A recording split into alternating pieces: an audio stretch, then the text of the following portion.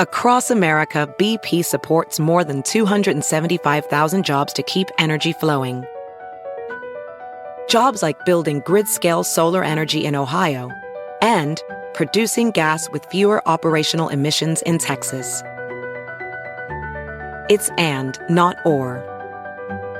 See what doing both means for energy nationwide at bp.com/investing in America. The stress and crowds of holiday shopping can put a damper on your holiday spirit, and you don't always find all the perfect gifts you're looking for. The Virginia Lottery's games make easy and tremendously fun gifts for all the adults in your life, even you. Celebrate the season of gifting with Virginia Lottery Scratchers and online instant games. For more info, visit valottery.com/holiday. Hey, it's Ryan Holiday, host of the Daily Stoic podcast. When I bought my first house in 2013, part of the way I paid for it was we would rent it out on Airbnb in Austin when there was South by Southwest or F1 or ACL. And then later, when that tiny little house became my office, I would work there. I'd do my writing during the week. Then on the weekends, we'd rent it out to people who were coming in from out of town on Airbnb. And you may be sitting on an Airbnb and not even know it. You've probably had the same experience. You stayed in an Airbnb and thought, this is doable. Maybe I could rent my place on Airbnb. And it's really that simple. You can start with a spare room or you can rent your whole place. Maybe you're traveling to see friends and family for the holidays. While you're away, your home could be an Airbnb. Your home might be worth more than you think. Find out at airbnb.com/host. Content warning. This episode contains discussion of murder. Today, we'll be discussing questions that our listeners submitted to us that all have the theme, for the most part, of dealing with issues around law enforcement. Specifically, questions that have been conjured up by the defense's Frank's Memorandum, which outlines the defense's theory of the case, that it was perpetrated by Odinist gang members or cult members. And our listeners want to know a bunch of things about the law enforcement implications of this. My name is Anya Kane. I'm a journalist. And I'm Kevin Greenlee. I'm an attorney. And this is The Murder Sheet. We're a true crime podcast focused on original reporting, interviews, and deep dives into murder cases. We're The Murder Sheet. And this is the Delphi murders, the Frank's Memorandum. Questions, Part 3.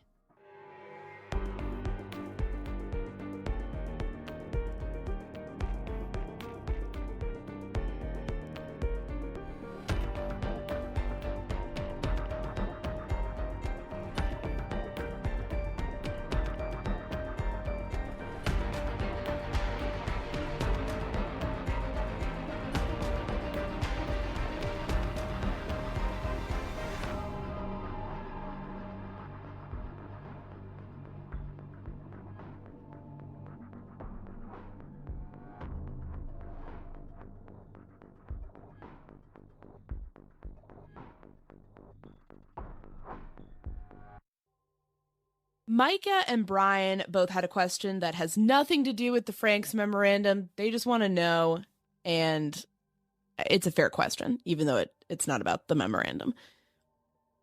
And they're about early mistakes law enforcement may have made in this case. They wanted to know, why did Tobe Lesenby, the then sheriff of Carroll County, say on television, "I feel safe for this community"? And also, what happened to those dogs that were en route from Chicago to Delphi? So we don't know. That's the short of the answer. I suppose there's going to be a lot of scrutiny on early mistakes, potentially. People have pointed out that if Richard Allen is the killer, or frankly, whoever the killer is, whether it's the Odinist gang or Richard Allen, somebody was on the loose who murdered those girls, and what were people really safe? And the dog thing, there's always been a lot of discussion about the dogs could have traced the killer's scent. Maybe things would have gotten started sooner and we would have answers. A lot of that stuff are fair questions. We don't know the answers. I also think that there's a big difference.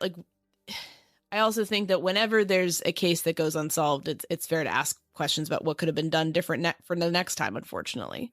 And in all fairness to then Sheriff Lazenby, I think one of the roles that a person in that position is expected to fulfill in a community is to prevent panic and to calm people down.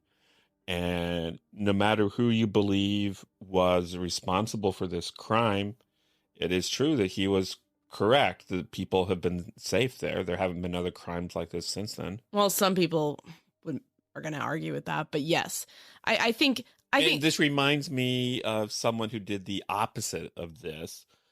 Anya knows what I'm going to say here. Yeah, we always talk about the Burger Chef case endlessly. Back in 1978 in Speedway, Indiana, about the time of the Burger Chef case, there was also a series of bombings in town. And at one point, some members of the media went to the chief of police of Speedway and said, should we be concerned about this? And the chief of police of Speedway said something to the effect of, yes, because who knows where the next bomb may hit. They may even bomb us right here at the police station. And so you don't want your law enforcement officers to say things like that. Psychologically, you want them to portray a sense of calm. I think because the case went unsolved for a while, there's a tendency within the people who care about this case to scrutinize everything law enforcement says and basically treat it like it's a Dan Brown novel and try to figure it all out. And sometimes people just say things. I know what quote they're talking about. This was a quote that happened, I think, like very shortly after the murders. The national press has swarmed Delphi. They're asking people questions, getting very little information. They're put on the spot and asked, is there a killer rampaging? And, he said, I think the community's safe or whatever. I just think that may be, I don't know, like just responding to the media in a way that people don't like now. I guess I just don't see that being that big of a deal. You don't want to create a panic. Yeah. I seem to recall law enforcement, even in the John Bonet case early on, saying there's no reason to panic. I think that's just something they say in a situation like this. Maybe we don't like that. Maybe there's ways to handle that question better. But also keep in mind that like this case blew up very quickly. And so now we're scrutinizing everything. And I just think we maybe need to kind of take some of it a little bit less seriously, I guess is my take. Take the public media stuff less, I just don't think it's that important. And I don't know, maybe they felt they were going to solve it pretty quick. Obviously that did not happen. Kenneth asks, do you think that law enforcement made mistakes from the very start and continued mistakes may create enough reasonable doubt to not get a conviction? I don't know. I mean, I think there were definitely mistakes made. I think if you asked any investigator about a homicide case that they worked on, they could probably point out a few mistakes. Now, the question is, do those mistakes wreck the case? Or are they just incidental errors? Let's give an example. We recently went to the trial of Randy Small in Brown County where over the murder of Bob Adair. And in that situation, Andy Baldwin was the defense attorney. He raked lead investigator Brian Schrader over the coals because Schrader had not set up like a machine in a way to take certain measurements from the crime scene. And essentially what I took from the jury returning a conviction and convicting Small of murder was that, yeah, that's not ideal. That is a bit of a mistake. And I think even in his interview with us, Brian Schrader admitted as such, I won't make that mistake again. But nobody felt that it did anything to create reasonable doubt. They felt that the evidence was that Randy Small had shot his unarmed neighbor in just totally unreasonably, and there was no self-defense argument. So that's a mistake. It's not the be-all end-all. There's other situations where you could imagine that a similar mistake could tank a case and introduce reasonable doubt. We don't know enough to know what the situation here is. We've already reported on some mistakes that were made, so I mean, I'm pretty confident that there's other ones, And I'm pretty confident that no matter what mistakes were made, the prosecution will do its best to convince the jury that these mistakes were immaterial. And the defense would do their best to convince the jury these mistakes were so huge they create reasonable doubt. Yeah. And where's the truth? That's just part of the process. Yeah, that is part of the process. The defense catastrophizes everything and the prosecution tries to underplay it. So let's return to this question after there's a trial and we hear all the arguments on both sides. Yeah, but we just don't know.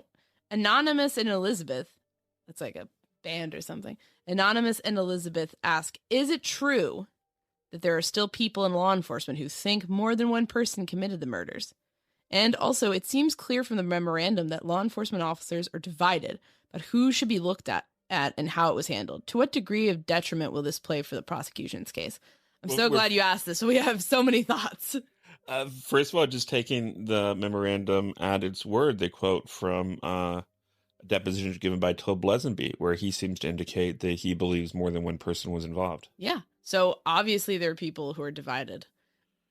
And I don't know if you include Nick McClelland as being part of law enforcement, but certainly in his public statement at the time of the arrest, he indicated his belief that more than one people could have been involved in this. I don't think it will necessarily hurt if there's people who think that Richard Allen has unnamed accomplices who may have helped him do this crime. Remember, he's charged with essentially Indiana's statute for felony murder. It's all murder, but there's like a subsection that includes felony murder kidnapping. So as far as the prosecution is concerned, if they can convince a jury that he kidnapped Abby and Libby from the bridge and then they died as a result of that, then they've got him. So they don't need to say, and then there were other people in the clearing. That's what we all want as the public, because we want to know what the heck happened here. But from a courtroom perspective, if they can sell that to the jury, then they win. That's it. And so I'm just trying to, that's ultimately what the most important thing for the prosecution is. So one thing that's interesting, so Todd Click, Kevin Murphy, and the late Greg Ferenczi are like the triumvirate of investigators who seem to have spearheaded this Odinist theory.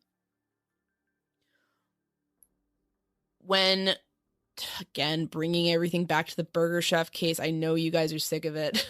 Well, hopefully not, because it's a really important case to us. But and we're going to be covering it a lot. And we're going to be covering it a lot. And also, everything goes back to Burger Chef. It's all, because that tells you all the mistakes that can happen. There were several agencies involved in Burger Chef. There were several different teams and several different individual detectives. They all think somebody different did it, and they all think that they solved it. And I think my theory about this is when you get heavily invested into your theory, and we see this in true crime all the time, but I think investigators can be susceptible to this. You get invested in your theory, and then when it's not that, you're kind of maybe a bit salty. And you may be saying, well, I think mine was better than this one. Not a lot. There's not a lot for this one, but I mean, I had all this other stuff. I'm not saying that's what happened. I'm not saying that's what happened here. And I'm not even saying that one side did that versus the, I'm just saying that can happen. I think investigators are human beings too. And if you dedicate months of time investigating a bunch of people you find really creepy and you think there's a lot there and it never quite comes together probable cause-wise, then I can understand sort of thinking, well, maybe I was right. So I don't know. What are your thoughts on that, Kevin? How much different factions in law enforcement could hurt this case? Sometimes when there's people on a task force who have different points of views, that actually ends up strengthening the final product of the task force, because everybody is being challenged and is being made to defend whatever it is they're putting out there. Okay, fair. I think it's less important that an investigator is sitting around saying, I still think it's my theory. I don't think that's that important.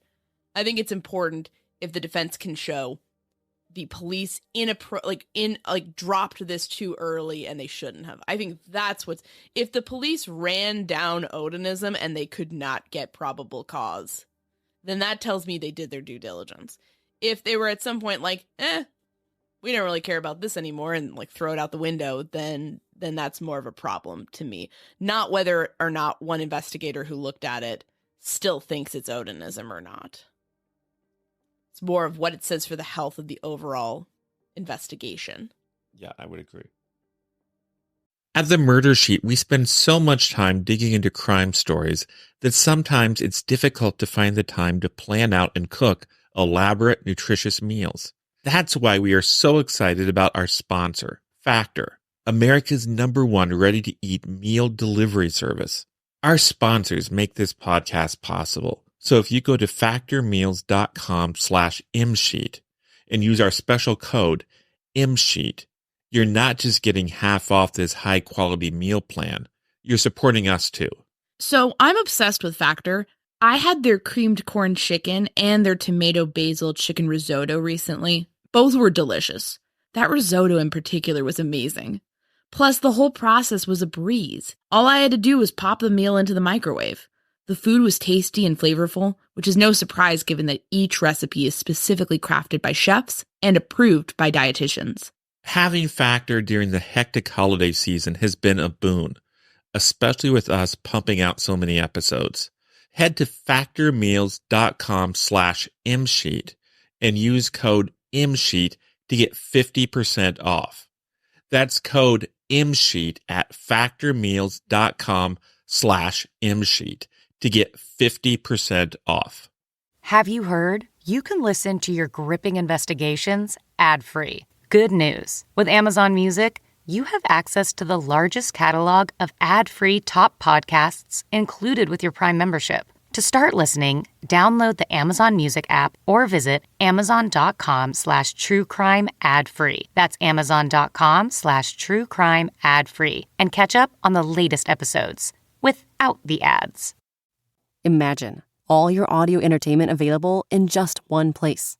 That's what the Audible app is all about. With Audible, you can always find the best of what you love or discover something new. Audible has an incredible selection of mystery and thriller titles and originals, like Something Ain't Right by Roger Stringer and Zachary Stringer, The Space Within by Greg O'Connor and Josh Fagan, and the Audible original Moriarty. Membership includes access to Audible originals, podcasts, and tons of audiobooks that you can download or stream as much as you want. And as an Audible member, you can choose one title per month from an ever-growing catalog of titles to keep. The Audible app makes it easy to listen anytime, anywhere. Whether you're traveling, working out, doing chores, wherever your day takes you. New members can try Audible now free for 30 days. Visit audible.com/thrill or text thrill to 500-500. That's audible.com/thrill or text thrill to 500-500 to try Audible free for 30 days.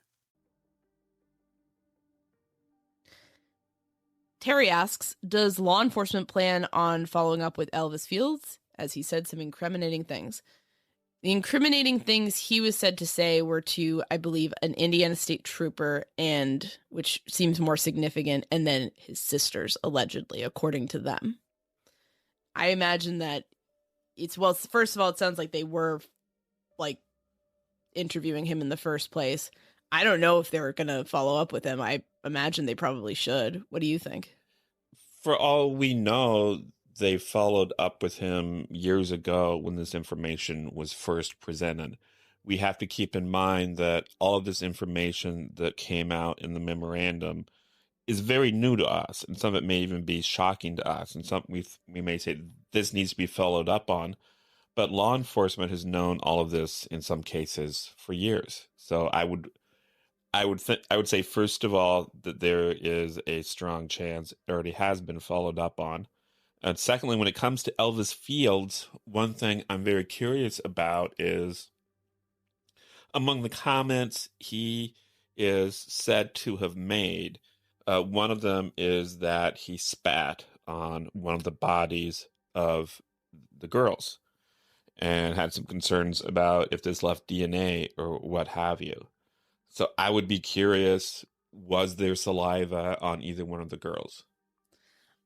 Yeah, and my guess is I don't think there's DNA in this case. I don't think there's usable DNA, that is. I mean, there may be DNA that's not very helpful. But as far as offender DNA, that I think I think this whole thing would have been over pretty quickly compared to dragging on for 5 years. So I don't know. That's just my take. So if he's saying I spit on them and then there's no spit anywhere, then that seems problematic for his story. Yeah, that would be my reaction. And whether or not there's spit on there or whether or not maybe he spat on there and then someone else wiped it off, these are things we just don't know. Jody and Barbara wanted to know, can law enforcement face criminal charges if it's proven they deliberately withheld or falsified evidence? Will Tony Liggett, the sheriff of Carroll County, lose his job over false informing the judge? I feel any officer doing so should. So these are like the inverse to the questions about, are there any repercussions for the defense straight up accusing innocent people of murder in a filing? The answer is there are no repercussions. So are there any repercussions for law enforcement straight up lying in a probable cause affidavit? One thing that comes to mind is that if law enforcement, if prosecutors do not turn over everything they should turn over, there could be sanctions up to including the case getting dismissed. Yeah. And I would imagine that if it was proven, that would hurt your career pretty badly, right? I mean, at the very least. Would there be any situation where anyone gets arrested over this? That seems unlikely. I guess there would have to be a very specific situation happening there. There would have to be a very specific situation happening there. And a lot of the times things that don't get turned over as a result of oversight. If you have a situation where someone is deliberately withholding information in order to get someone else prosecuted, then it might be a different situation. So what you're saying is if it's like a mess up, that's one thing. But if it's like, I am actively trying to frame Richard Allen to protect my Odinist buddies. If you actively try to frame someone, you could face repercussions, if not criminally, then certainly civilly. I know there is a case involving a man named James Dennis who sued some of the cops who he said. And where? What case is that? That's in the United States Courts of Appeal for the Third Circuit. It's James Dennis versus the city of Philadelphia, and then it names individually some of the police officers who he says framed him. Okay. It feels premature to necessarily hop on the bandwagon of Liggett must be lying. That's my take. The Dennis case is kind of interesting because the police, when it was filed against them, they took the position like, how are we supposed to know that withholding evidence was wrong? I'm quoting from an article in Tech Dirt. The detectives argued that even if they were in the wrong, they were not unreasonably wrong and could not have possibly known from court precedent that hiding information from accused criminals and framing them for a murder was a violation of his rights. Oh, jeez. And the judge, not surprisingly, swatted that down. Good. See, there are situations where you have law enforcement behaving very badly. And in situations like that, I mean, I don't know why there aren't more severe repercussions, but I think you also have to prove that if you're going to say that. So far, we know that Nick McClellan did come out and say that Liggett didn't lie. So we're having the defense say he did, the prosecution say he didn't. We'll see. Right. Michelle asks, it seems so odd that for almost 6 years, law enforcement talked about how complicated the case was and the investigation seemed to take twists and turns. Now it all comes down to just Richard Allen. Well, Michelle, I would say that, it's ultimately not what's the more interesting story. It's where the evidence points. And so I think law enforcement's going to be bound by where, it's not who has the most intriguing story. It's whose gun matches the bullet and who confessed. And the defense's job is to knock some of that down so that Richard Allen can get acquitted. I think it's going to be interesting to see how it comes down because I think people prefer the more interesting story, and Richard Allen ain't it. He's very boring. He's just a normal guy who seemingly, if you believe the prosecution's theory, did something horrible one day. And there's nothing satisfying about that. There's no real lesson in that. It's just horrifying and terrifying. Whereas everybody else that we've talked about in this case is like a walking red flag. See, right?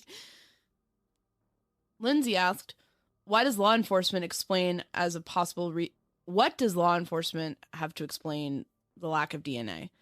think RA is guilty. I don't understand why there isn't an enormous amount of DNA evidence. I know it's possible there is, but I feel like we would know if there was. How is it possible he left none?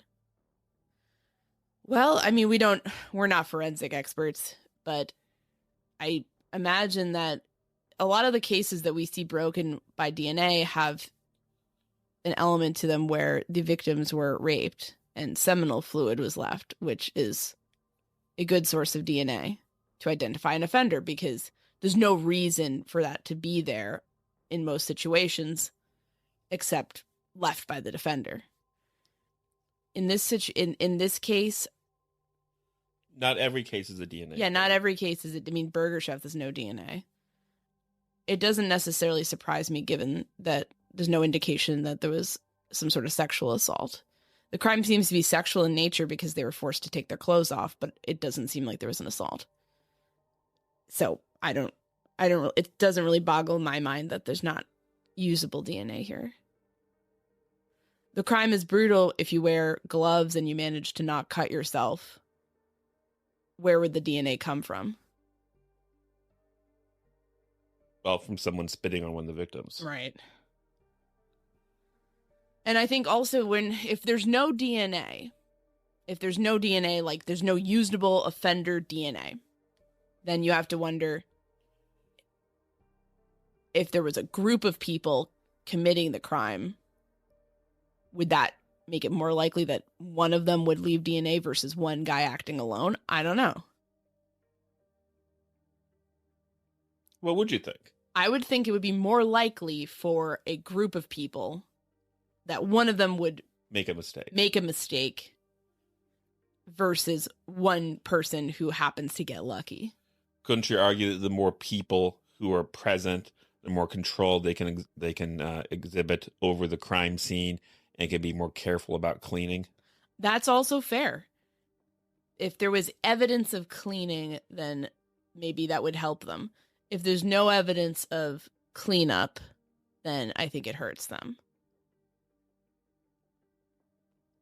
So, yeah, it can go either way. I think you can make an argument. But I tend to think it would be more likely that somebody like sweats or takes their gloves off, leans on a tree, this touch DNA. I know everybody, touch DNA. Touch DNA is very fragile, is my understanding. That's not the best. So if they're left, I don't know. I just think we should not treat every case like it's going to be a DNA case. Sarah and Jill want to know about Mike Thomas, who, of course, is the former chief deputy of Carroll County Sheriff's Office. He ran for sheriff and was involved in a lawsuit against the Carroll County Sheriff's Office for what he said were unfair working conditions, where he was bullied for running for office. So they want to know the whole dispute he had with the office. He alludes to the Delphi case in his lawsuit. I think we were somewhat critical about that at the time, but he's basically saying, I had a falling out with my supervisors because I had a different opinion in the Delphi case. And people want to know, is this the dispute? Was he in line with Todd Click, Ferenczi, Murphy? And is that why he had a falling out? All we know is that at any time when we or others have asked him to explain what exactly this difference of opinion was, he would never elaborate. He may have not wanted to be put in a position like Todd Click has been put in. Yes. So that may be why, in fairness.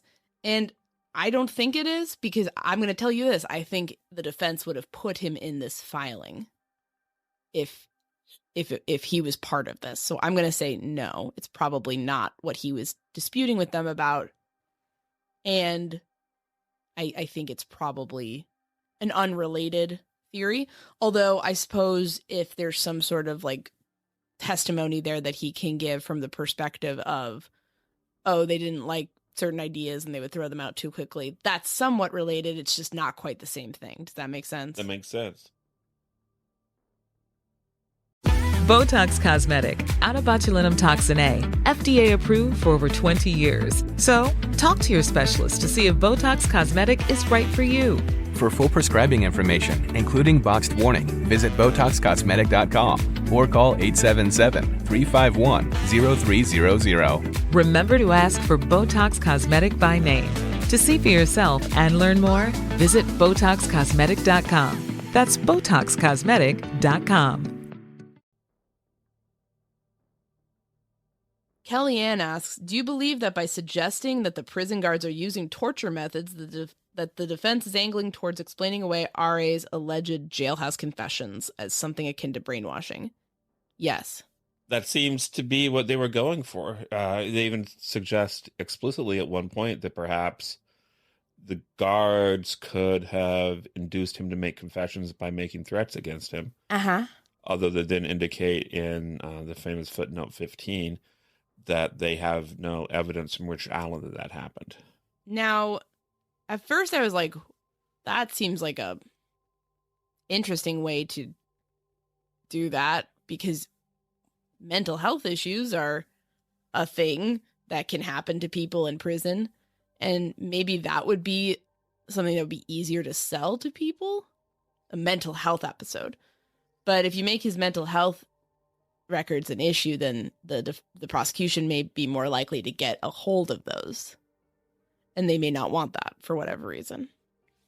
Because it's a privacy thing, but also maybe they just don't want the prosecution to have that. So this may be a way of saying he has a rational reason. He's not mentally ill. There's a rational reason why he would confess to protect his wife.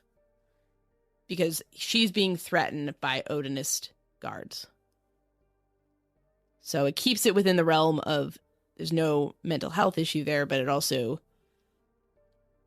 explains why it happened. Those confessions are a pretty big problem for the defense. That's why I'm surprised they're not going with the mental health thing, because that feels like a much easier sell to say, listen, he's a normal guy who's dropped into a cell alone, cut off from people who love him. He feels like everyone thinks he's the worst person in the world, and his mental health starts cratering.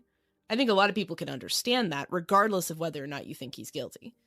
I think once you get into Odinist guard told him that he better do it, or, I mean, at what point does this gang of Odinists have an insane amount of reach? And I that's why I was very surprised. But then when we saw the prosecution asking for those mental health records, it made more sense to me, because then I was like, oh, they may be trying to not invite them in on that front, which may make perfect sense from their perspective. Ray asked, you have stated on your podcast that law enforcement, or many in law enforcement, were blindsided by the arrest of Richard Allen. For that to be true, then their expectations were elsewhere on Kagan Klein or Tony Klein, for example. But given there was members of law enforcement that were strongly pursuing the Odin and Vinlander angle, so much so that they wrote letters to the prosecution command team, were you also blindsided by the direction the defense team of Richard Allen decided to go to introduce this Odinism scenario? Great question, Ray. We were not blindsided. That's all I'm going to say.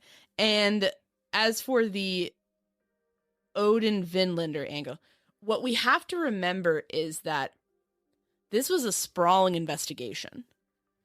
And the people who are at the center of it are going to be different and have different perspectives and whatnot than the people who are more of orbiting, or, people who are being assigned, hey, yeah, go look into this and come back if you get anything.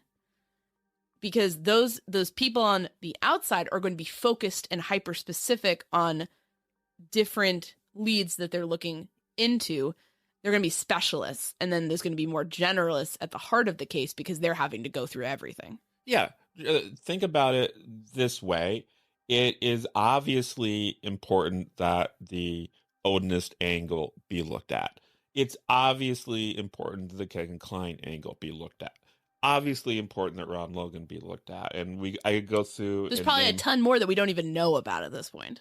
And so you need to have people going and looking at all of those things. And so what you would do in this situation is you'd assign particular people or teams to go and focus on those particular angles, while then the people on top of the food chain, for lack of a better word, they're the ones mainly in charge of receiving this information, evaluating it, and coordinating everything and making final decisions like, well, this seems compelling enough to take to the prosecutor. This isn't quite there. And and obviously the people who are just focusing on one lead, because that is their job and their assignment, they don't have the same big picture perspective of the people higher up in the food chain. And that doesn't mean that their perspective is irrelevant or wrong. It just means that there's going to be naturally different perspectives formed. The way I would think about it is I used to work in a newsroom, and there were a lot of different departments. There were a lot of different desks, as we called them. So you might have the politics desk or the news desk, or I worked for the retail beat. And let's say people in my section in retail, and this is not based on a true story. I'm just giving this as an example. I had very little drama at work. But let's say that us on the retail beat, we're all really plugged into different aspects of retail. I cover Walmart, maybe a colleague covers Target and Amazon and so on. And we really know what's going on with that because we do it all day. And then let's say someone on the, let's say, politics beat comes to us and says, hey, I'm looking into a story where I'm going to investigate connections between one of these retailers and a politician. And I'm going to write a whole story about, how crazy it is, how conservative this company is. We might have a different perspective on it because we might say, well, listen, that's true, but if you're just singling out that company, all companies are donating extensively to these conservative politicians. It doesn't really make any sense to single out one because their competitors do the same thing. And if you want to take that story, you might want to consider this, or this. And that, and that reporter might say, okay, thanks, or buzz off, I'm going to do whatever. And so that's where you might have people with different perspectives. And from that reporter's perspective, it's a totally valid story. The facts are correct. It's something that they feel passionately enough about that they want to write about and do an expose. But from the rest of us, our view is well, you're missing some things. You're missing context about all the other companies that we cover and how they do the same thing or how there's not, Does that make sense? Am I just rambling? Makes sense. Did that make sense to you, Kevin Green? I started daydreaming in the middle of it. But I'm very confident it made sense. Because you always make sense. Oh my God. Stunning reveal, guys. Kevin doesn't pay attention when we're doing the podcast. You're supposed to be here keeping me in line, and I'm just rambling on this long. Oh, you were talking about desks and beats. I don't. But I'm sure it made great sense. I'm very confident in that. It was a little long, your answer. It's so embarrassing. Oh, well, I don't blame you. It was a little long, your answer. It's a little long, but I guess I'm just saying that people can come to things with different perspectives. And if you... That I understand. Yeah, I'm just going to say that. Okay, what's next? Janine wants to know, do you really think it's possible there could have been more than one person responsible for this and law enforcement would have never mentioned that? Well, law enforcement, in fairness, did ask for help identifying possible other parties to this case. So it's not like they've never mentioned it. I think it's possible that they could go to trial with Richard Allen and we never really know the full story, or that they end up thinking, no, it was just one guy. I think it's possible for a theory to evolve over time, so I don't really think it's a huge deal when it comes to trial. I think it'd be nice to have a good, detailed, here's what we think happened for the jury, but it's not necessary. You don't have to prove motive. I think it's going to be tremendously helpful for a jury to have that, because I think there's a great chance that at a trial, the defense is going to say, well, at this press conference, they said other people were involved. Tell us who these other people were. Tell us who these other bad actors who you can tie to Richard Allen were. And the prosecution is likely to be challenged by the defense in that way. Okay. And if they don't have answers for that, that might be problematic.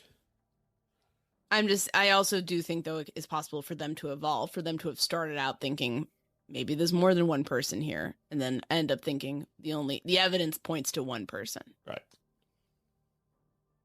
I think changing your mind isn't a disaster.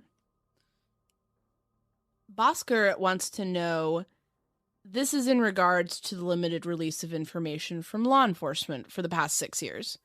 There's a fundamental inconsistency we've been presented with. Law enforcement have held very public and prominent press conferences repeatedly asking the public for help, while simultaneously being abnormally secretive and intentionally vague with their investigation for 6 years. To no one's surprise, the resulting information vacuum drew in mass speculation and discussion. Despite this, the general public and media has been mostly supportive of their process and trusted them with their secrecy, aiding law enforcement with tips, coverage, publicity, and reach. They've asked for trust and they got it. When it came time for transparency, that trust was not reciprocated. Based on accounts of threats made on social media, the risk of false confessions and copycat actors, details of the case, crime scene, and PCA were kept hidden. Now with this Franks memorandum, a flood of information that has been guarded has been released, suggesting entirely abandoned lines of investigative inquiry regarding Odinist links, information which may have led to valuable tips and leads close to the time of the murders. In your opinion, what is the cost of law enforcement holding their cards too close to their chest? I think this is a very reasonable question. I like the way you kind of wrote this out, and so I appreciate it. Kevin and I have been critical of law enforcement keeping cards too close to the vest, and I think it has led to a lot of speculation and secrecy and erosion of trust, and that's not good. Then again, when we're talking about, I think you have to be relatively certain that you have the right guy to mention it to the media when it's happening. So if they essentially, day 2 of the investigation, hear about Brad Holder and they run to the media with that and say, hey, look at these Odinist guys. What's going on with that? And then it's not them, then you've just set everyone, you've started a frenzy and potentially polluted the case irreparably for no reason. And so I think I'd like to see this case studied in the future and say, maybe, is there a balancing act? Is there moderation? Is there, we don't give too much, but maybe we don't give too little? What does that look like? What does it look like to give reputable media outlets that are doing their jobs information that they can report and help, get answers with, versus, just kind of creating a information vacuum where everybody, with a Reddit account can speculate endlessly and, attack random people. I think it's a complicated question. I don't know if I have the answer now, but I don't know if it'll end up, I guess we have to, with this, it takes the defense's claims as fact that there was not enough investigation on Odinism. And I don't know if that's what we'll end up feeling at the end of all this. It's certainly a valid complaint from the defense and certainly deserves to be looked at strenuously. But if Odinism is another thing that they looked at and didn't feel it, there was enough there and didn't feel there was evidence, then they did the right thing by dropping it. You don't just go and say, wow, this guy has a creepy Facebook. Let's keep on trying to make it work until we convict him. You have to go, what the evidence? The evidence is where you ultimately have to make your decisions. You have to go where the evidence leads you. And I think I said in our episode about McClelland's response and the whole issue of cameras in the courtrooms, I feel that the secrecy around this case since day one has done more harm than good to the case. Yeah, I would agree. You can't stop the information. People are just going to get it from bad sources. Instead of having a news reporter tell you, okay, here's how the murders happened, you're going to just have somebody speculating about it, and then a bunch of people forming hard opinions based on nothing. Yeah. Jason asked if the memo is true, that the only picture of the bullet is when it's in the ground and no other pictures exist of it. Isn't it fairly easy for the defense to introduce doubt that the bullet from Richard Allen's gun isn't the same bullet in the ground? Yes. What do you think? Yeah, if that information in the memorandum is true, then there is a very serious chain of custody issue in my mind. I think people have asked us versions of this question, like, what if the memorandum is true? What if Liggett lied to get the PCA? Like, to get the search warrant? What if the bullet has chain of custody issues that make it so you can't really use it? Will the case get tossed? I would imagine yes. I would imagine the answer is yes. If those things are true, then there's a good chance that the case gets tossed. But we don't know that all of those things are entirely Well, in the true. case of the bullet, if I recall correctly, even the memorandum itself, the defense acknowledged there may be other pictures of the bullet being removed from the ground, buried somewhere in the discovery that they haven't come across yet. Yes. So when we're saying, yeah, it could get tossed based on that, that's us saying if that is true. Yeah. But it's not us saying that it will get tossed. And when we say if that's true, that's not us accusing the defense of lying, because they say themselves it's possible that there may be more pictures of the bullet. So it's just a complicated... Think about it. The defense has limited resources. The prosecution has limited resources. Both of these groups are drowning under discovery. It is a lot to go through. It's not making it up or saying we don't see those pictures. If you can't find them, that's understandable. And also keep in mind that attorneys Baldwin and Rosie did not really know much, if anything, about this case this time a year ago. So they've had to do a crash in-depth course on all things Delphi, which I imagine was incredibly overwhelming. Yeah. We've not gone over any discovery, and I mean, we've been how long have we been in this? It feels like forever, but I don't even know anymore. Once you get sucked into this thing, it's a lot of information to go through. And it's a really horrible underlying case, and it really says some horrible things about human beings, and it's depressing. One of the most paradoxical things about the case is, I'm saying there's so much secrecy and there's so little information out there. Actually, because of the intense public interest in this case, there's actually a lot of information out there. And the trick is trying to figure out what is the good information and what is the bad information, as a lot of the information that is out there is in fact bad. That's why we try to be selective with what we end up reporting. There's a lot of things we could easily debunk that we don't, because we don't want to waste your precious time.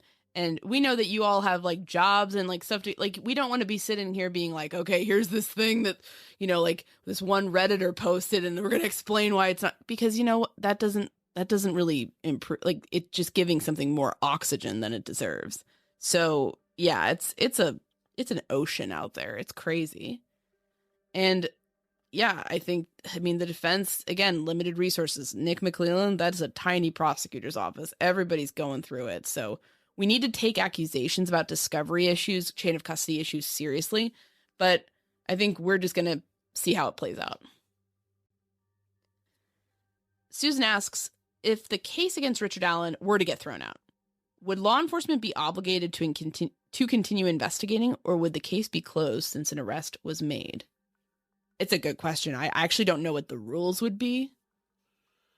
I don't know if there's an obligation to continue investigating. Certainly I've heard of instances where people get acquitted or cases get dismissed, but where authorities believe, well, that was the person, so basically the case is closed. If the authorities believe that they had the right person and that person is acquitted, or they can't prove the case, then they can't, it would be unethical for them to go back and say, well, I guess we'll try Kagan again. Like, I mean, like that would be pretty unethical. There would have to be a compelling reason for them to say, okay, we had it wrong about Allen.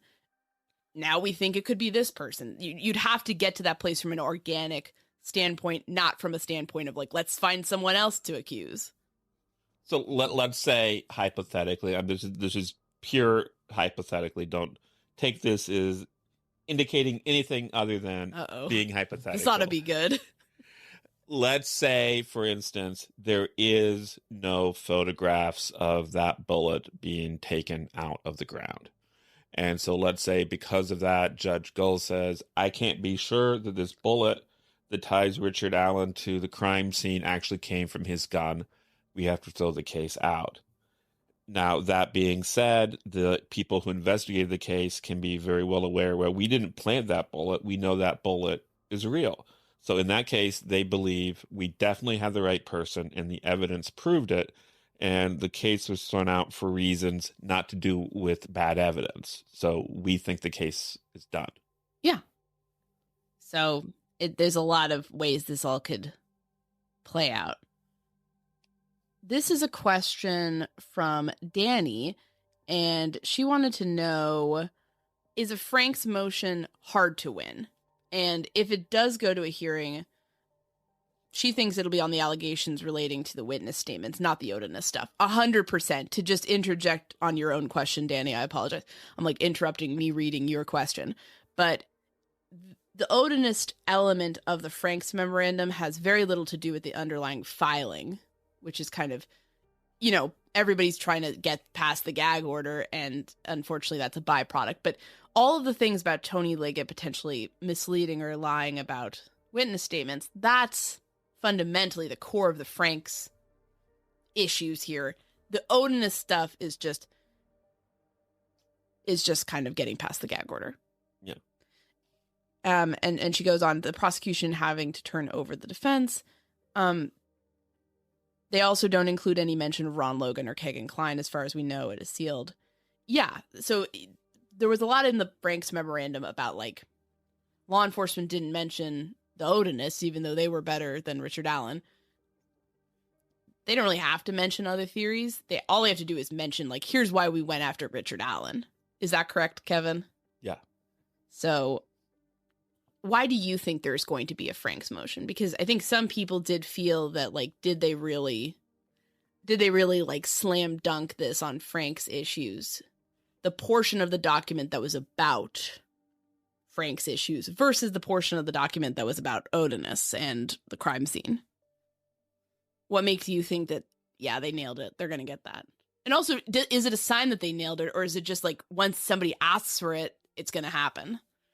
I would expect there to be a hearing because the issues raised are pretty serious. Right. And they need to be aired out.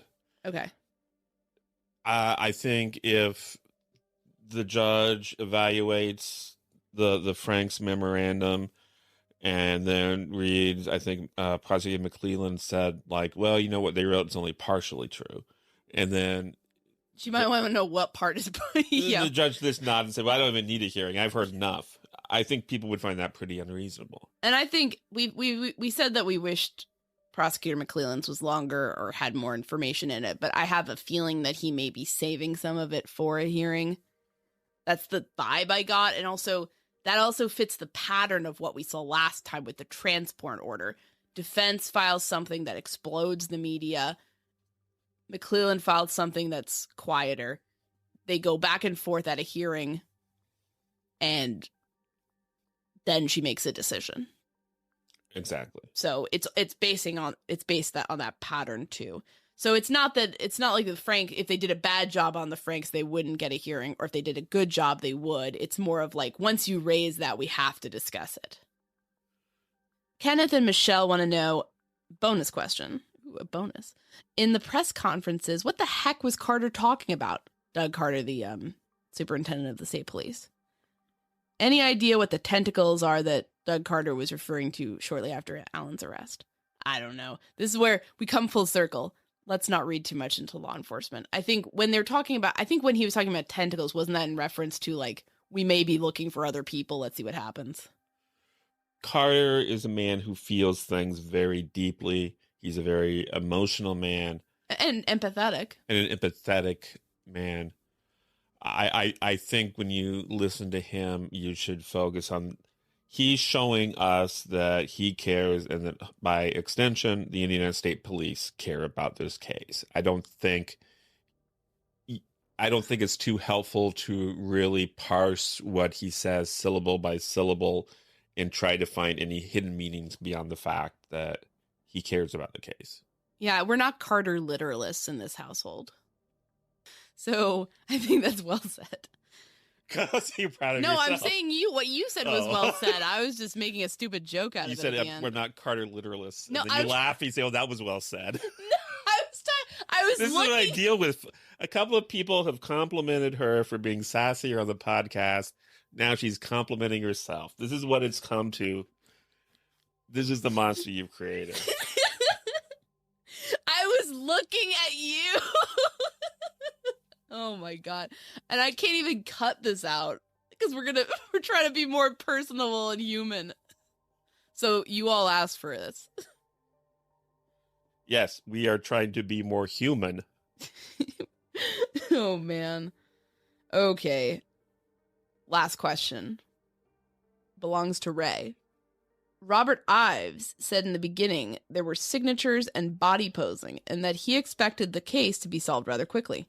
He turned out to be correct in all except the latter part. What mistakes do you think were made and why this wasn't solved quickly as Ives suggested? Good question, Ray. I don't know. We'll have to see. And I will be curious, were there mistakes or was this just a tough break in some aspects? If there's no DNA and the scenario doesn't, lead to any concrete people like on surveillance footage, then I could see it being just a hard case to solve. Especially, if it's very, I would say it remains to be seen, but a good question. And if there are mistakes, then certainly how can we learn from them going forward in other high profile cases? What do you think, Kevin? I think that's a great answer. We have plenty of more questions, so I think we'll be doing at least one more of these. Thank you for all your great questions. We really appreciate it. We appreciate the amount of thoughtfulness that you've all put into these. And just the fact that you're engaging with this so much, it means a lot to us, and we just appreciate you, and thanks so much for listening.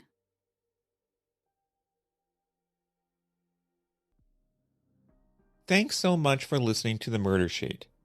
If you have a tip concerning one of the cases we cover, please email us at murdersheet@gmail.com. If you have actionable information about an unsolved crime, please report it to the appropriate authorities. If you're interested in joining our Patreon, that's available at www.patreon.com/murdersheet. If you want to tip us a bit of money for records requests, you can do so at www.buymeacoffee.com/murdersheet. We very much appreciate any support. Special thanks to Kevin Tyler Greenlee, who composed the music for The Murder Sheet, and who you can find on the web at kevintg.com. If you're looking to talk with other listeners about a case we've covered, you can join the Murder Sheet discussion group on Facebook. We mostly focus our time on research and reporting, so we're not on social media much. We do try to check our email account, but we ask for patience as we often receive a lot of messages. Thanks again for listening.